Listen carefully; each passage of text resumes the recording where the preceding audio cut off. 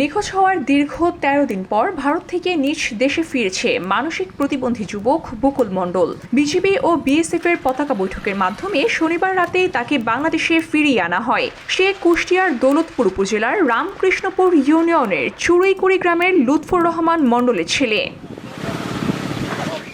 BGB ও পরিবারের সূত্র থেকে জানা যায়, গত ৩রা মে বাড়ি থেকে নিখোঁজ হন বকুল মণ্ডল। পরিবারের সদস্যরা বিভিন্ন স্থানে খোঁজাখুঁজি করেও তার কোনো সন্ধান পাননি। মানসিক ভারসাম্যহীন হওয়ায় তিনি ভুলবশত সীমান্ত অতিক্রম করে ভারতের কলকাতায় চলে যান।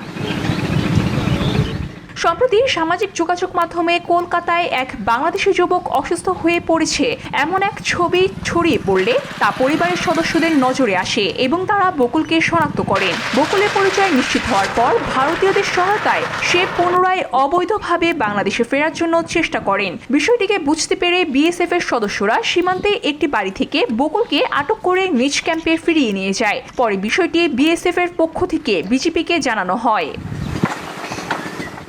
এরপর ১৬ই মে রাত ১০টার দিকে দৌলতপুর উপজেলার রামকৃষ্ণপুর ইউনিয়ন চড়াইকুড়ি বিজিবি চিলামারি ক্যাম্প এবং ভারতের বিএসএফ চরভদ্র ক্যাম্পের সদস্যদের মধ্যে পতাকা বৈঠক অনুষ্ঠিত হয়। বৈঠকের আনুষ্ঠানিকতা শেষে বিএসএফ বকুলকে বিজিবির কাছে হস্তান্তর করে। ১৭ মে বেলা ১১টার দিকে বিজিবি তাকে তার পরিবারের সদস্যদের হাতে তুলে দেয়। VOD Bangla news desk.